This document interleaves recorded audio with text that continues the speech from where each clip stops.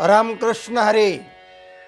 सज्जन हो, आज आपणा पुढे खलेश्वर प्रवृत्ती कशी असते त्या संदर्भामध्ये आजचा हा भाग सादर करीत आहे.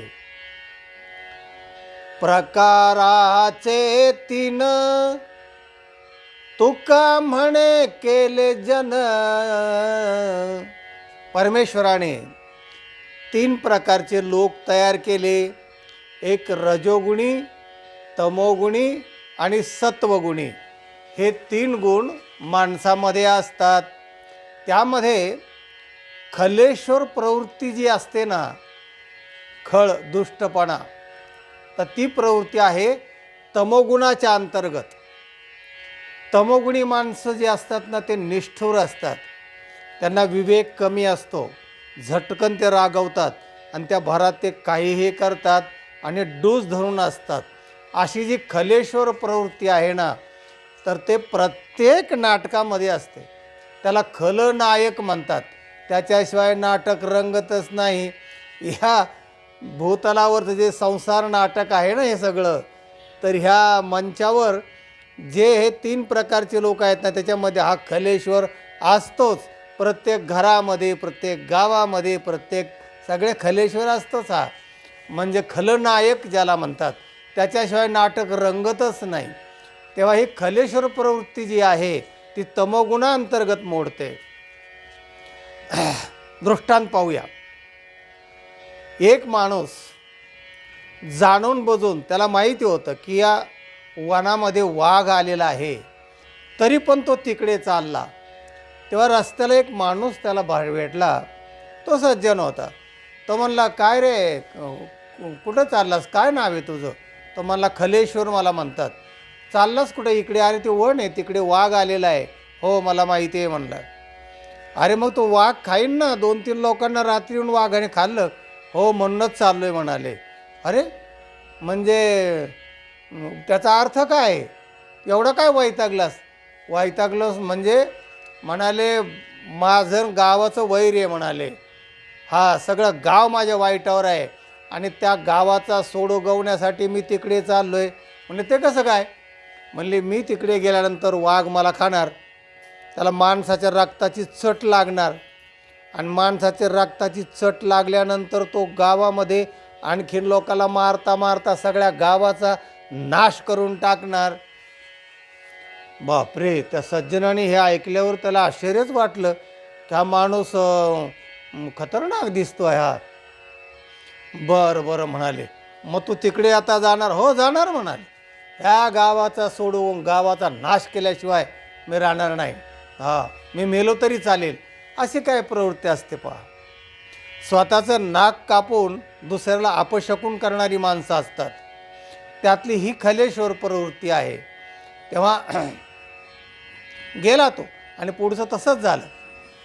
तेव्हा असे जे खलेश्वर असतात ना समाजामध्ये, ते त्याला समाजकंटक असं म्हणतात. त्यांच्यामध्ये सुधारण्याचा प्रकार अजिबात नसतो. म्हणजे 2 प्रकारचे दुर्जन आहेत. एक सुधारणारा दुर्जन आहे आणि एक न सुधारणारा दुर्जन आहे.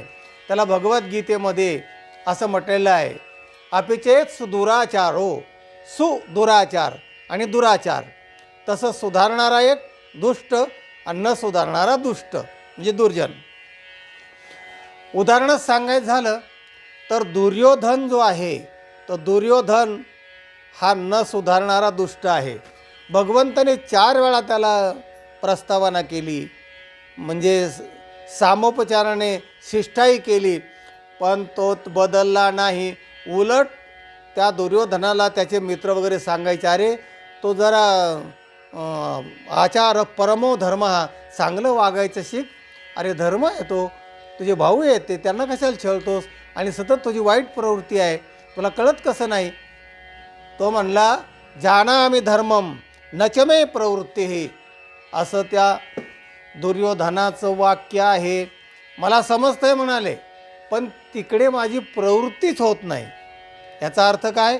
की ती माणसाची प्रवृत्ती आहे आणि ती प्रवृत्ती ठेचल्याशिवाय तो माणूस थांबत नाही. महाभारत घडायचं कारण काय? केवळ तेच कारण झालं. सगळे साम दाम दंड हे सगळं संपलं आणि नंतर भेदावर भगवान गोपाल कृष्णाने निर्णय घेतला. तात्पर्य असं की दुर्योधनाची जी प्रवृत्ती आहे ती न सुधारणारा दुर्योधन आहे आणि नारदाची थोडी संगती झाल्या बरोबर वाल्याचा वाल्मिक झाला, तो सुधारणारा दुष्ट आहे. तेव्हा यात सुधारणा न सुधारणारे दुर्जन असे दोन प्रकार आहेत. तुकाराम महाराज म्हणतात की अशा प्रकारचे जे खळ आहेत ना त्यांच्यावर मग उपाय काय? त्यांच्यावर उपाय तुकाराम महाराजांनी थोडा कडक सांगितलेला आहे. त्यांचं म्हणणं असं आहे की शांतीचे दोन प्रकार त्यांनी सांगितले आणि ते शांतीचे प्रकार म्हणजे तुका म्हणे खळ करू समयी निर्मळ, गाढवाचे घोडे आम्ही करू दृष्टी पुढे, असं तुकाराम महाराज दोन अभंग आहेत. पण हा जो दुष्ट आहे खळ तर त्याला सुधारायचं कसं? एका अभंगात तुकाराम महाराज म्हणतात, दया तिचे नाव भूतांचे पालन आणि निर्दळन कंटकांचे. या कंटकांचं निर्दळन केलं पाहिजे. भूतांचं पालन हे दयेचं एक अंग झालं, पण दुसरं अंग म्हणजे यांना ठार करणे, असं तुकाराम महाराजांचं कडक शब्दात त्यांनी सांगितले. त्यांनी ते केलं नाही, पण यांचं काय करायचं? तुकाराम महाराजांनी आपलं मत मांडलं आहे, यांचं निर्दलन केलं पाहिजे. कारण काय होतं बऱ्याच वेळाला की हे जे दुर्जन असतात ना तर हे कसे काय कायदे आणि कसे काय, एक तर त्यांची संगती करू नये, खळाची संगती उपयोगा नये, आपण अपाय त्याच्या संगे. एक तर संगती करू नये, पण माणसात राहायचं म्हणजे आपण काय मुद्दाम संगती करत नाही, पण त्यांचा संग प्रत्यक्ष अप्रत्यक्ष केव्हा तरी घडतो. पण असे जे समाजकंटक ज्याला गुन्हेगार आपण म्हणतो तर त्यांची जागा कोणती मग? एक तर त्यांचा दुष्टपणा जात नाही आहे, ते सुधारण्याचे मार्गावर नसतातच. मग त्यांना काय केलं पाहिजे? तर ते काय साधू संतांचं काम नाही आहे, ते काम आहे कायदा आणि सुव्यवस्थेचं, ते आहे पोलिसांचं काम. पण पोलिसांचं काम म्हणून कसे काय कायदे आहेत कोण जाणे. जेव्हा पोलीस असं बातमी येते हा गुन्हेगार शिताफीने पोलिसांनी पकडला आणि त्याच्यावर पूर्वी 20 गंभीर गुन्हे आहेत. अरे मग 20 गंभीर गुन्हे असताना त्याला सोडलं कसं काय समाजामध्ये पुन्हा गुन्हे करायला? त्याची जागा तुरुंगातच आहे. असे माणसं प्रवृत्त सोडलं की ते गुन्हे करणार. ही जर प्रवृत्ती 1-2 गुन्ह्यांनी सिद्ध झाली असेल तर ते गुन्हे कसे काय होतात? हे कायदे असे कसे काय आहेत? त्याला डांबून का ठेवता येत नाहीत? आता इतकी गुन्हेगारी वाढली, तुरुंगसुद्धा फुल झालेत, पण असे जे गुन्हेगार आहेत सराईत की जे किती काही गुन्हे करतात, सोडले तरी गुन्हेच करतात. आणि दुसरे गुन्हेगार, दुसरी एक बातमी अशी असते की त्या गुन्हेगारावर 25 लाखाचं बक्षीस होतं. म्हणजे गुन्हेगारावर बक्षीस, हे गंमतीच आहेत. मग आणखीन लोक गुन्हे करतील ना की 25 लाख माझ्यावर आहेत, मी त्यांना मोठा अभिमान वाटतो बाईपणाचा. तेव्हा ह्या जे कायदे आहेत ना याच्यातही काहीतरी दुरुस्ती व्हायला हवी आहे.